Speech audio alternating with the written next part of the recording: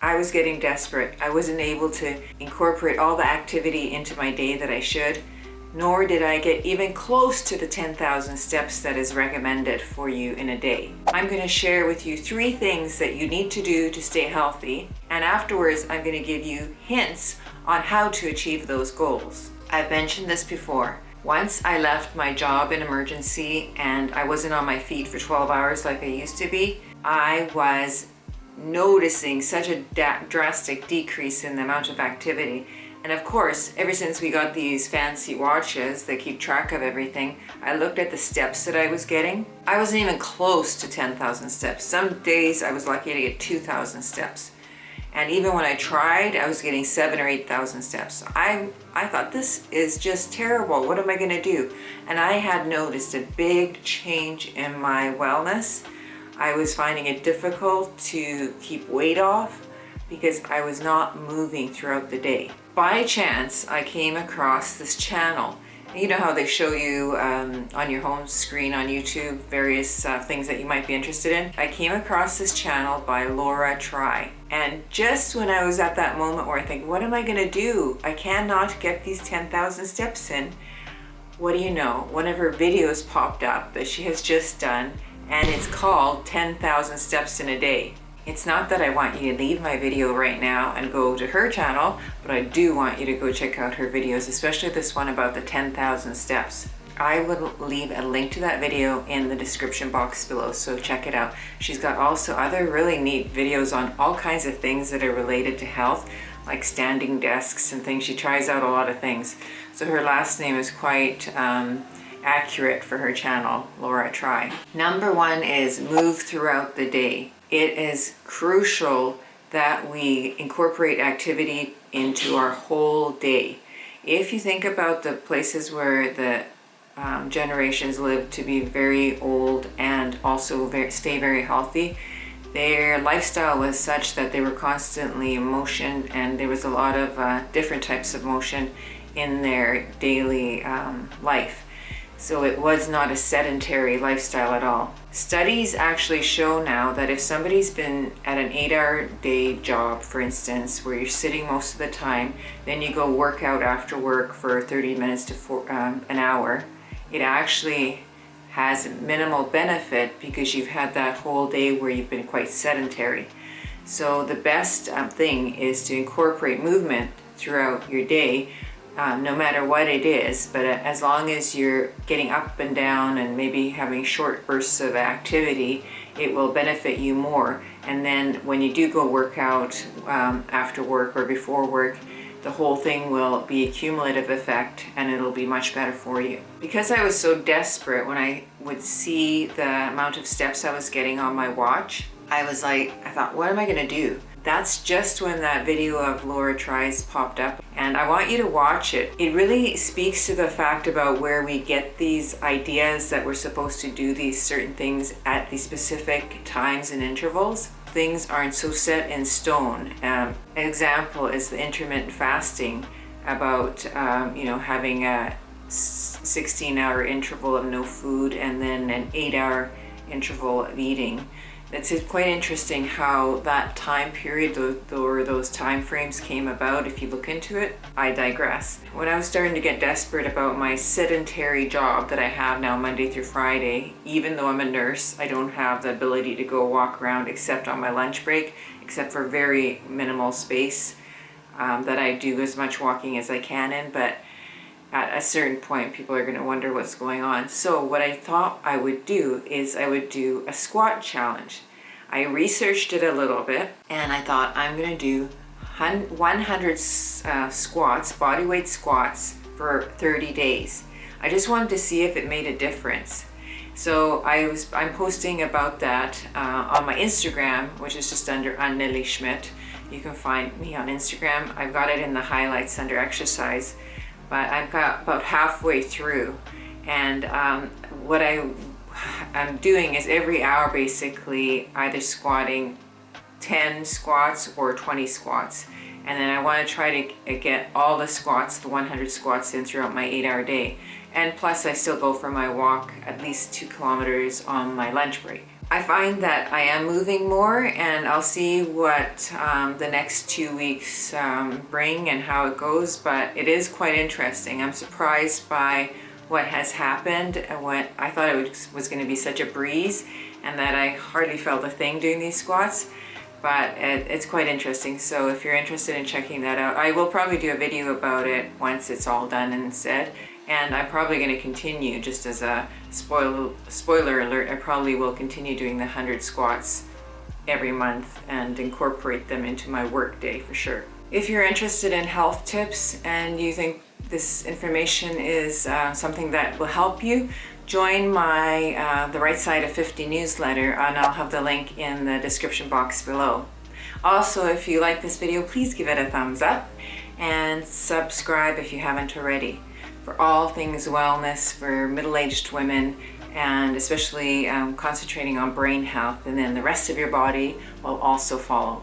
Number 2 is you do need to incorporate moderate exercise, meaning that you're exercising to the point that you're feeling your heart rate is increasing, and also that you're a little bit short of breath. Anytime you have any kind of medical condition or physical impairments, you need to check it out, of course, and make sure that you're not going to harm yourself in any way. When you're starting out with activity, you're not trying to reach those goals of athletes. So when you get short of breath, that means you're doing good. When your heart rate goes up from your resting rate, that's a good thing. So if you build on those small little steps, over time, you do notice health improvements, and those levels do start creeping up slowly. Even if you do a little bit, it's better than nothing. So moderate exercise for me, a walk doesn't really get me short of breath unless I'm climbing a steep hill, which does. So what I've tried to do is, besides my walks during the day, which keeps me moving, I do ride a bicycle, a stationary bicycle at home, and I do HIIT workouts occasionally, and things that give me that aerobic exercise that gets my heart rate up and also gets me short of breath.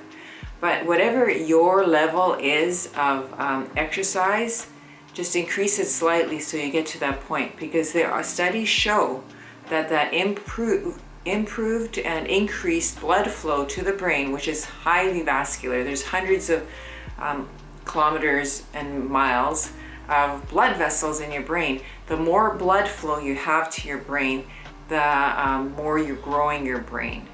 As we get older, our brain shrinks. It's true, it does. I've read many CAT scan or CT results when they do head scans. The radiologist has noted atrophy of the brain in various parts, or just all around general atrophy of the brain. So our brain does shrink. So the goal of improving the blood flow to the brain is to keep it healthy, and to make sure that you're letting enough blood flow in there so that the cells are not dying away and there's not wasting away. Plus, aerobic exercise, where you're raising your heart rate and raising your blood flow, will increase your cardiovascular health also. So when you have increased blood flow, it affects all the areas, all the organs of your body. So it's so good for your body, but it's so good for your brain. Number 3 is strength training. You cannot forego strength training. Building muscle is extremely important, especially as we get older. Our muscle starts to waste away.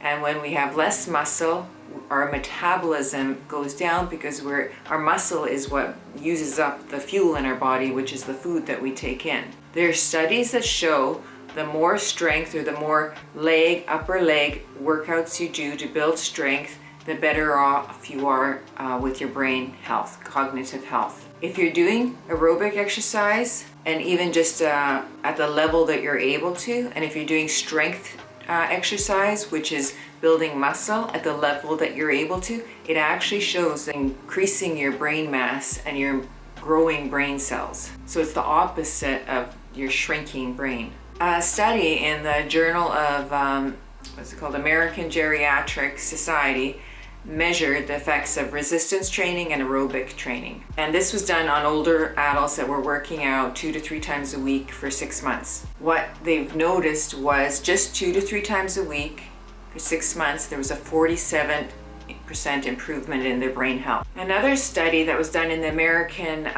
Journal of Geriatric Psychiatry noticed that to have the benefit for your brain, it was a combination of strength training and aerobic exercise.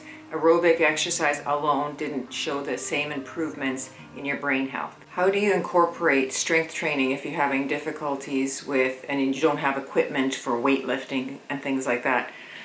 If you can't work out with your legs, work out with your arms. It will still help you. Any activity and muscle growth is better than none. If you can't work out with your arms, use your legs, so on. So it's just that use whatever part of your body that you can, use whatever you have available to you. Start off with the simplest and the thing that works for you best without harming you, and that's your body weight. You can add weights and you can just incorporate things that are around your house if you don't have equipment, and you work from there. But anything that you can do is better than nothing. So how do you make this happen? What are some things that will help you achieve these goals of having activity during the week? Well, one thing is that you can wear comfortable clothing and footwear. Nothing is worse than being uncomfortable when you're trying to do something, or nothing is worse if something is hurting you in your feet.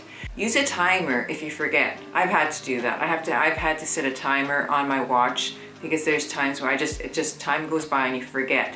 And next thing you know, you've been sitting for 2-3 hours or really not doing much of anything. Join a challenge. There's all kinds of challenges online, whether it's on social media or on YouTube or whatever. Free challenges for doing stuff like this, or make your own like I did.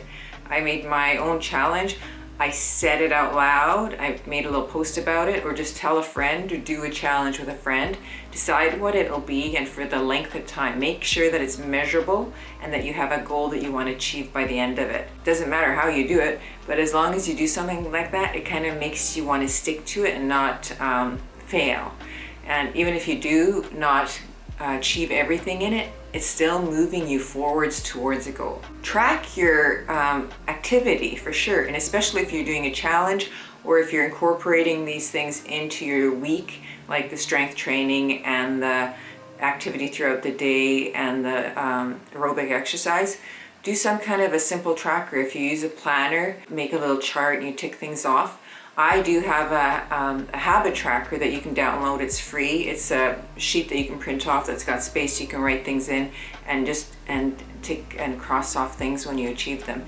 It has been proven that tick or check mark actually helps you get to and achieve a goal faster, because it does something in your body and in your brain that makes you feel good about accomplishing something. So it's a well-known fact that checking things off does actually help you if you want to achieve a goal. If you are the type that procrastinates, try to get it done first thing in the morning, or at least early part of the day. And especially don't do anything too strenuous or too much activity close to bedtime, because that can kind of put your bedtime and your sleep, it can affect your sleep. For some people it does give you, make it harder for you to fall asleep. And then the last thing you can do is just set up some kind of a reward system for yourself. For me, I like these Scandinavian kind of Nordic noir series on usually on Netflix or Prime. So when I get my stuff done, I let myself watch an episode, and that's by the end of the day, and that's in the evening that I do that. But it can be something, whatever you happen to enjoy, but it gives you something to look forward to. Say, I'm going to get this and this done, and then at the end of that, then I'm going to do the thing that I really want to do and enjoy. So a little bit of a reward system for you certainly helps. If you're wanting to learn more about activity and how it helps, I've got these videos right here. I've got a playlist. Watch some of these, and that'll give you some more information if you're interested. Have a great week. Stay healthy. Bye.